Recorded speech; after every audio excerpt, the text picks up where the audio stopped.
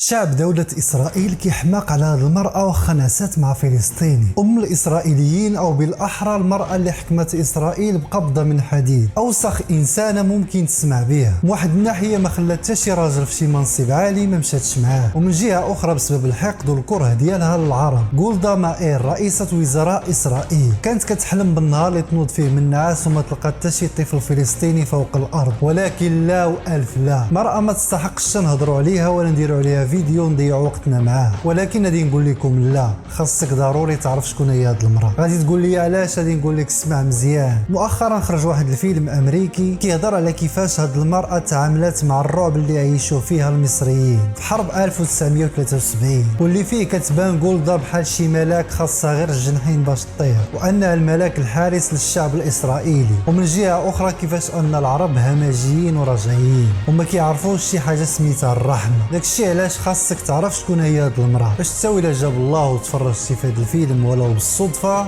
ما تتعاطفش معاه، لانك الا ما كنتيش كتعرفها مزيان وتفرجتي فيه غادي تتعاطف معاه وغادي تبقى فيه، وهذا هو الفخ اللي بغاوك تطيح فيه. لان هذا الفيلم من انتاج امريكي، وراك كتعرفوا شنو هو الانتاج الامريكي، يعني الدراما من نوع جيد، خصوصا انهم كيبينوها ان هذيك المراه القويه اللي كتصارع مرض السرطان واللي كتخرج من السبيطار نيشان للمكتب اللي كتلاقى فيه مع ضباط مسؤولين باش تسلم زمام الامور وتدافع على الدوله الكيان الصهيوني. وفي نفس الوقت كيبينوا العرب والمسلمين انهم شعب همجي ورجعي. وبدون اطاله عطيونا واحد اللايك واشتركوا في القناه واجي نعرفوا شكون هي ام الاسرائيليين وشنو اللي ما بغوناش نعرفوا عليه. تولدت جولدا في كييف سنة 1898 ودوزات 7 سنين الأولى من حياتها في رعب، خاصة أنهم في ذاك الوقت كانوا كيقتلوا اليهود. داكشي علاش الأب ديالها علق الأمريكان وقاد الأوضاع ديالو تما لواحد المدة، ومن بعد صيفط لعائلته تلحق عليه. جولدا من وصلت 15 عام مشات لدار الأخت ديالها، وهنا فين غادي تتعرف لأول مرة على واحد الحاجة سميتها الصهيونية، لأنهم كانوا كيديروا اجتماعات سرية مع الناس اللي كانوا كيأمنوا بضرورة وجود دولة كتجمع اليهود من جميع أنحاء العالم، وأن اليهود شعب مظلوم وخاصو يرجع الأرض ديالو اللي هي فلسطين. وهنا غادي تلاقى مع ديفيد بن غوريون اللي غادي يولي من بعد رئيس دولة إسرائيل، وغادي يكون عنده واحد الدور كبير في المسيرة ديالها. ومن بعد غادي دير واحد التقوليبة للدمدومة ديال راجلها اللي ما كانش عارف مع من عايش. 1917 جولدا غادي تلاقى بموريس اللي كان كيبغيها وبغى يتزوج بها، وهنا جولدا قالت ليه الا بغيتي تتزوج بيا عندي واحد الشرط، واللي هو اننا نمشيو نعيشوا في فلسطين. واخا السيد ما كانش باغي، الحب ديالو ليها عمالي العينين، وقال ارا نضحي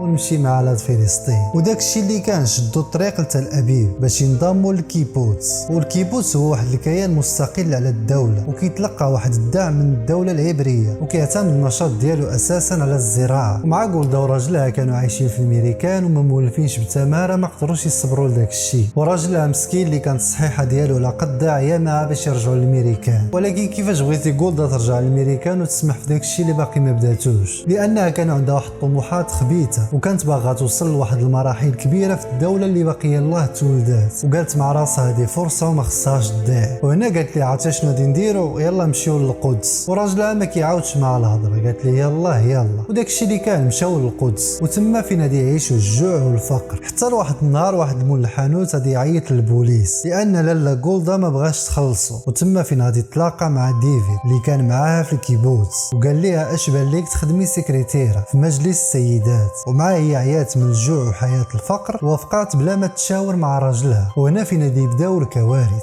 جولدا تصاحبات مع ديفيد اللي دبر ليها على خدمه وبغى يصوفيها، واخا كان كبير عليها ب 12 عام وافقت عليه ومشات معاه. وحتى هو كان مجوج وعنده الاولاد، واخا هكاك بغاها وبغاتو، وكانوا كيتلاقاو في الدار التابعه لنقابه العمال الاسرائيليه اللي الاسم ديالها استرادروس، وكانوا كيتراسلوا مع بعضياتهم غير بالمعاني باش ما يعيق بهم حتى شي واحد، لانها هي مزوجه وهو مزوج وصحاب الحسنات عطاهم الله. جولدا بدات كترتاب من جهه ديفيد وبدات كتصيفط ليه الرسائل اللي كتعبر فيها على الحب ديالها وشحال كيعجبها، وانه بدل ليها حياتها من بعد ما كانت عايشه مقهوره مع راجلها، لدرجه انه في الكتاب ديالها اعترافات جولدا مائير قالت على لسانها عمر لي ما كنت ام مزيانه ولا عطيت وقت لولادي لانه ما قدرتش نكون زوجه مثاليه لموريس. وهذا الاحساس بالذم ما منعاش من خيانه الزوج ديالها لمده 20 عام مع ديفيد، وفي نفس الوقت كانت كتخون ديفيد الابيض مع 4 اخرين، من بينهم الرئيس الثاني ديال دولة اسرائيل، وزير التعليم الاسرائيلي، ورئيس الوزراء. وهذا الشيء على لسان جريدة المعارف الاسرائيليه. غير باش تعرفوا واحد الحاجه، الحياه الشخصيه ديال غولدا مائير راه واحد الحاجه سريه لدرجه كبيره، لان السيده في حياتها دارت غير الكوارث، غير المصيبه لختها، وهما ما يمكنش يشوفوا الصوره ديال الرئيسه اللي كتمثلهم. غولدا مائير كانت معقده من الخيوبيه ديالها، داكشي علاش كانت كتغطي على هذا النقص اللي عندها بالعلاقات المتعدده ديالها، وبسبب هذا الشيء كانت عندها واحد الشراهه جنسيه لا توصف، لدرجه انها الا بغات توصل لشي منصب ولا شي هدف كانت كتنعس مع اي واحد كيتولى شي منصب عالي في الدوله باش يساعدها في تسلق سلم النجاح بسرعه. وفي هذه المده اللي كانت عايشه غولدا مائير اللحظه وبالضبط سنه 1927، وفي واحد الحفله غادي يتلاقى مع ألبرت فرعون، رجل فلسطيني خانز فلوس، من بعد ما عرض عليه ملك بريطانيا يحضر لهذه الحفله اللي كانوا فيها غير الشخصيات المرموقه بين الامريكان وبريطانيا واسرائيل. في هذا الوقت كانت غولدا مائير خدامه في وكاله يهوديه، وهي اللي كانت مسؤوله باش تجيب اليهود من العالم باش يسكنوا في فلسطين. ألبرت كان كبير على غولدا ب5 سنين، هو كانت عنده 35 عام وهي 30 عام، وهنا بغاو بعضياتهم لدرجه كبيره، وغولدا هنا لاول مره كتعرف شي حاجه سميتها الحب، ولمده 5 سنين وهي معاه في علاقه جنسيه. ولكن نهار الاعضاء ديال الوكاله اليهوديه غادي يعرفوا بهذه العلاقه، غولدا غادي تنكر وغادي يصيفطوها للامريكان. ولكن في روايه العاشق الفلسطيني اللي كتبها الحفيد ديال ألبرت، قال ان الجد ديالو عاود ليه ان غولدا كانت غادي تسمح في كل شيء باش تبقى معاه، ولكن فاش دخلوا الريوس الكبار في الدوله ما كملاتش هذه القصه ديال الحب العنيفه، لان هذه العلاقه كان خصها ضروري تدفن وما تطلعش للعلن، لانه من المستحيل مراه كتمثل دوله اسرائيل تمشي مع واحد فلسطيني وتنعس معاه. ولكن ماشي مشكل تدخل في علاقات متعدده مع اشخاص يهوديين، ولكن فلسطيني لا. تناقض في ابهى حلاله، الحاجه اللي حرام راه كتبقى حرام، والحاجه اللي مزيانه راه مزيانه، ماشي